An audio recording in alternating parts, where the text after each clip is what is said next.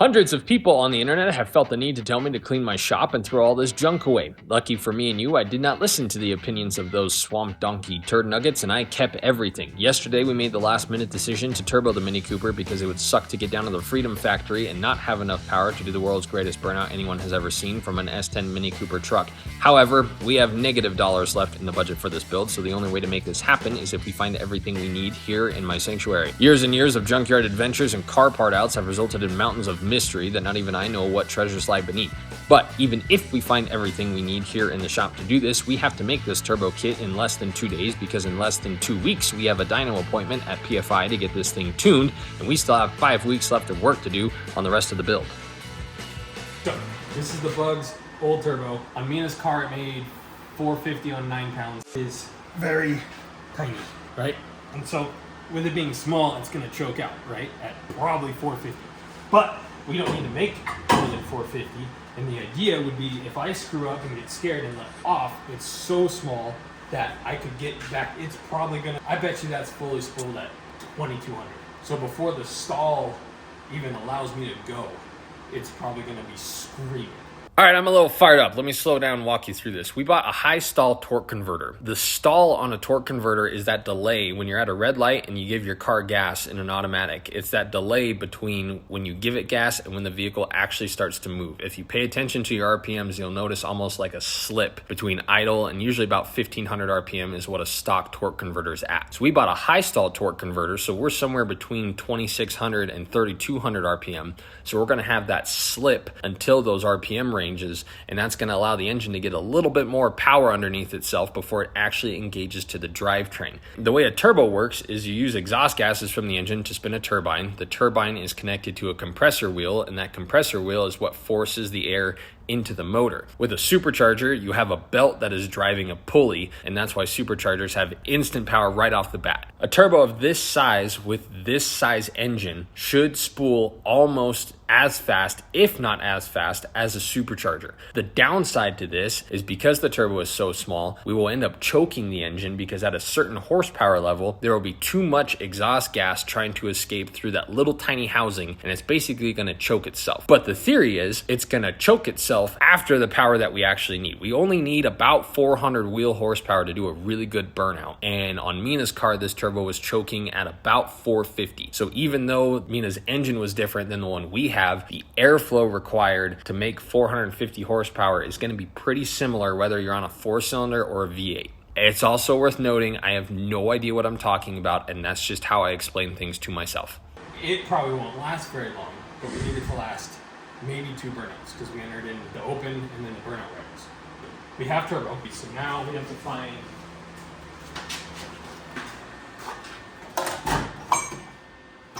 okay, we have okay, we might have wastegate finders.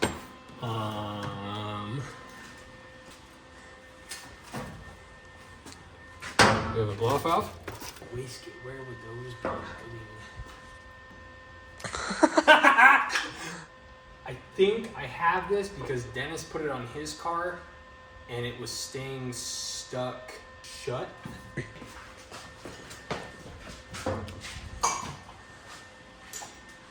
It's perfect. So we have turbo, wastegate,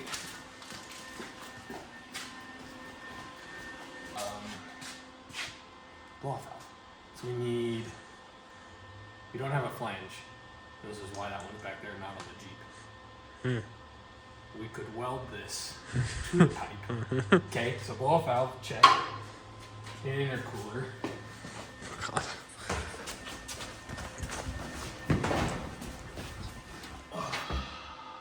That one's really big. I swore there were more up here. Ah! Oh, we have 3.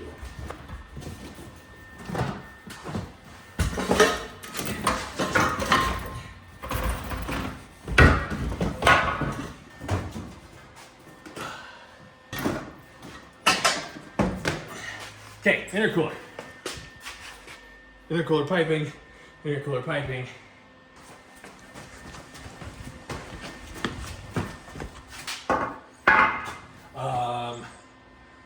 turbo manifold.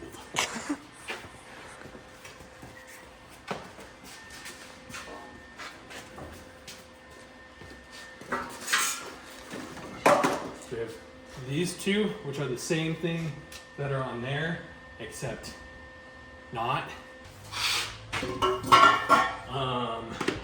Oil feed.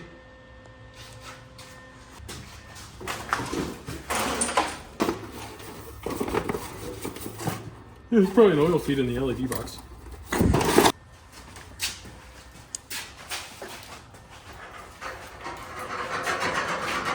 Oil feed. So we're gonna run a big fat oil cooler, and you tap into the same spot that you do for turbo oil feed. So by that, add another little nipple for the turbo. What else do we need? We have Holly. PFI's getting us injectors. Probably should do a fan on the intercooler because we're gonna be stagnant. Okay. Oh! We no longer need a flange. Behold. It's beautiful. This is what my worlds used to look like. Do they look familiar, Zach? Do they look like yours currently? No. Yes, they yes, they do. Okay, cool. We don't need a flange. We need almost nothing. It would be beneficial to have the motor inside right now so I can show you and everyone else how stinking tight this will be. But minus time, I think we have everything else we need. Come hither. Okay, try and get that camera right down here like. Do you see the size difference? Play clip of this spooling on a 4.8. Go. Not you.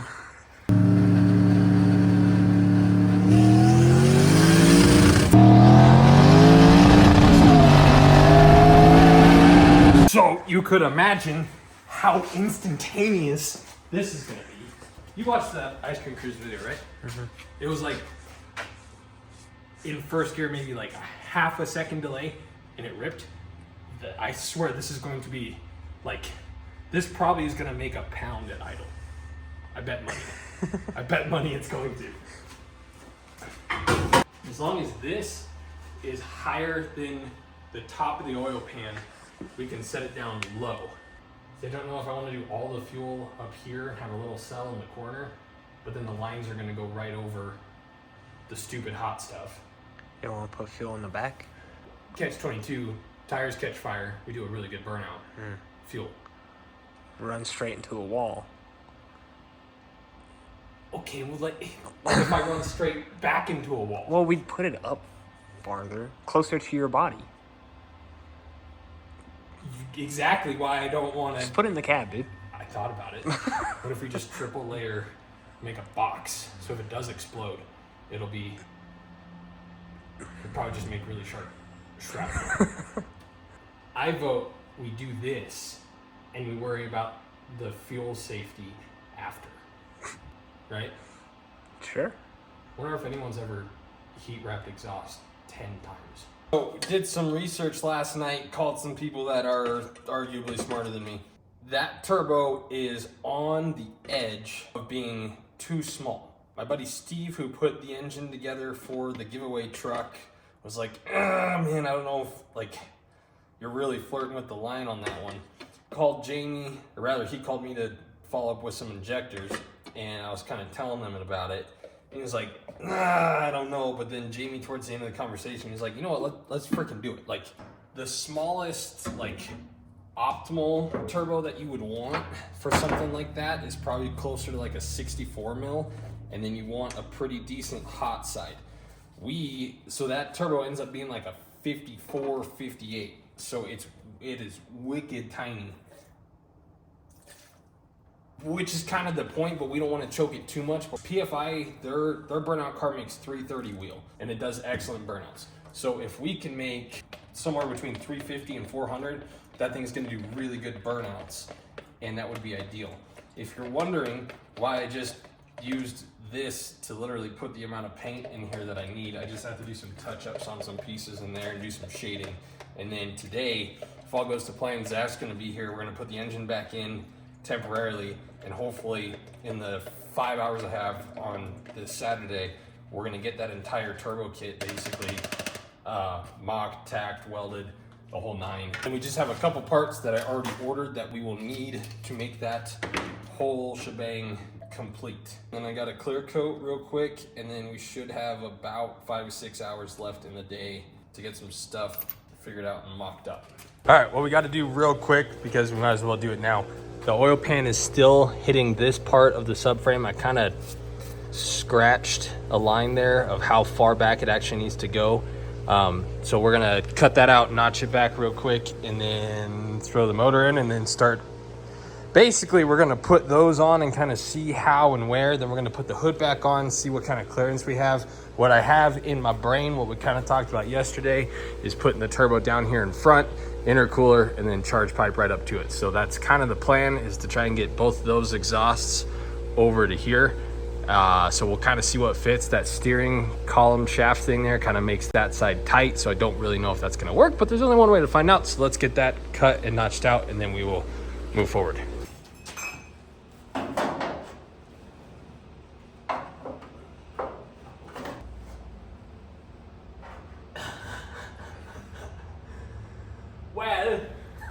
At this level of Frankenstein engineering and ingenuity, it is only a matter of time and arguably inevitable that things will have to start sticking out of the hood. However, unless you are a Prius Tesla owner, I do not think you would be excited about the alternator sticking out of the hood. The way the truck accessory drive had the alternator previously, it was the highest point of the motor and probably would have stuck past the hood about 7 inches.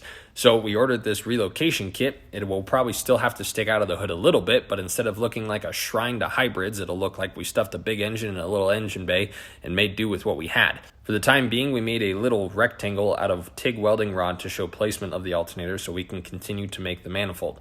This would be a good time to remind you all, this is 100% function right now. We care not what this looks like, and only that we get it done fast and it works well. So judge my welds less, save that for a later date, because I know they're ugly, and that's kind of what I'm going for right now. You'll notice I'm adding a lot of hot stuff right next to these coolant necks, and yes, it is going to be an absolute nightmare to route those in a way to where they do not absolutely boil and start glowing hot with the exhaust, but we will deal with that at a later date. Right now, we're going to add a V-band to center left of the engine bay. It would be absolutely impossible to remove this turbo kit without separating them somewhere in the middle, and so that's what we're going to do. So we're going to add a V-band. While these are off, we are going to fully weld them and then throw them back on, and then we can start on the exhaust, add a wastegate, and intercooler. This is all going to be heat wrapped probably 3 times, and then I have a bunch of heat shielding that I was going to use for the Colorado, but we might use it on this because the coolant hoses are obviously going to be really close to all of that, which I don't like. And then we have a lot of other stuff that shouldn't get as hot as it might get. So that's what we got there. Now, what we're going to do next is rotate the turbo. That intercooler is probably going to have to sit flat underneath it. And then we're going to have a puller fan right on top. We want enough distance from the intercooler from here so that it doesn't render completely useless. I'll tell you this right now, the hood ends about right here. So all of this is going to be sticking out in front of the car, which might look really cool or might look really dumb, but we are not turning back because this thing is going to spool. I cannot even describe how fast this thing is going to light. So let's move on to the intercooler. We'll put the intake manifold on and we'll start routing intercooler pipe. That'll be done. We'll find a fan to put on here. I was told and instructed by those smarter than myself to send the exhaust all the way to the back and try to point it facing outwards right in front of the tire, so that way it kind of helps clear some of the smoke away. Obviously, if you've ever watched a burnout, smoke is going to be everywhere.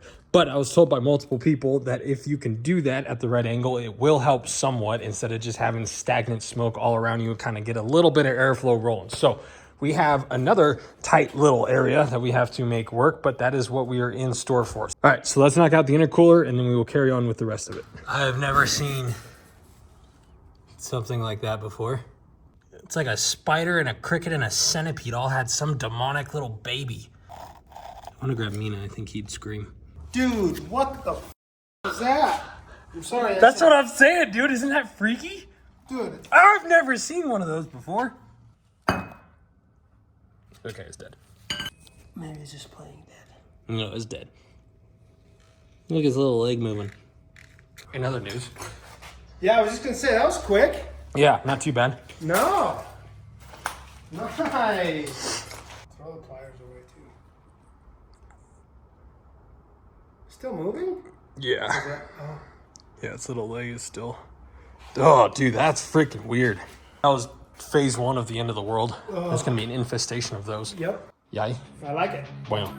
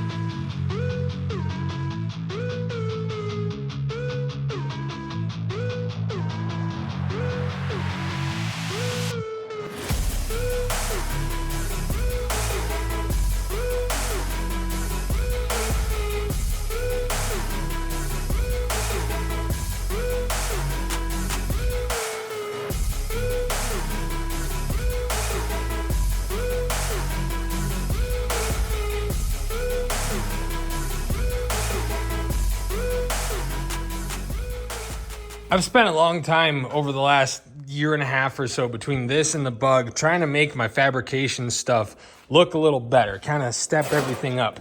And it's been awesome learning all this stuff. And finally, there's a project in which I can take everything I have learned and completely ignore it all and go back to our roots. The only difference is we can weld intercooler pipe now with the TIG welder. That is the best thing I have ever created in a day. By far, hands down, the coolest looking and the most ridiculously functional thing I have ever produced. All right, let's go over the amount of money that we have spent. $0, $0, $0, $0, $0, $0, $0, 0, 0, 0, 0, 0, 0, 0, 0, $100 for the oil block that will give us both the feed for the turbo and a feed for a oil cooler. This is pointed right at that.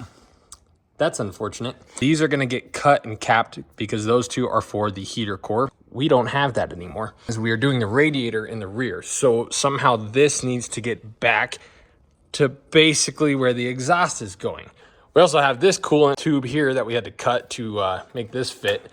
I don't know if I'm right about this, I probably am. But if you just stacked a bunch of this on top of each other, eventually it's gonna heat soak. So when you do this, if you do this, and we're gonna not have a lot of room, so we'll see how this theory works. You wanna try and get, especially if you're gonna do like what we are, where you're gonna stack this stuff, you wanna have some amount of air between the two. The air is gonna act like an insulator as well. So if you just stack this stuff, it's gonna heat soak and just transfer from piece to piece.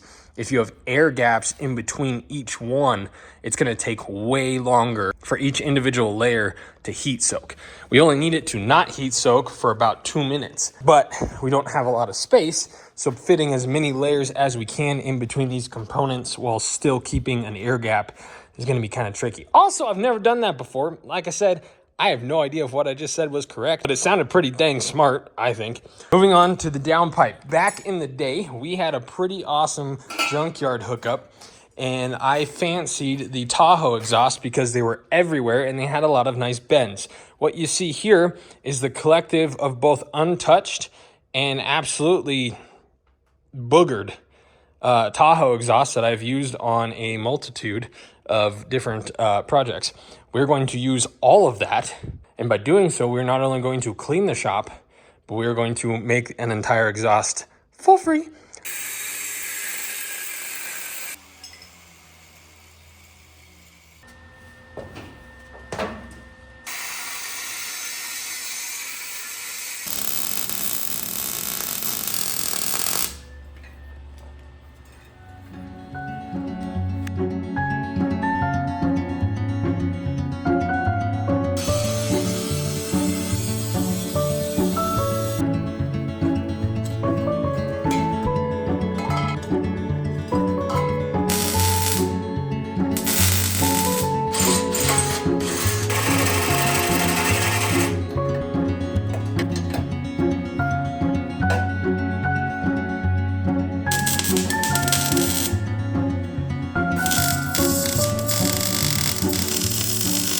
So making the wastegate and the wastegate dump tube has definitely become one of my favorite parts of doing these turbo kits, because the wastegate, even if you do the rest of the kit very functional and very clean, the wastegate dump tube doesn't really have to have that much sense to it. You can make it look cool, you can make it weird, you can make it clean and tie it back into the exhaust, or you can do the polar opposite of that and do what we do. And even though the wastegate is already in front of the hood and completely outside of it, I took the time to send it backwards and come out of the hood. My thought process here was, if someone is taking pictures, we'll have flames coming out of the back of the car, and then we'll have flames coming out of the hood of the car, and it'll be sick. As per the Cletus McFarland burnout rules, we have to put an X in the downpipe as close to the turbo as possible. We've never had to do this before because we've never either, one, had something fast, or two, been in a competition like this. This is to prevent people from getting shot in the face with turbo bits. If the turbo decides to explode, you put these two cross bolts through, and the idea is that it will kind of, break up the shrapnel that is flying excessively fast through the exhaust.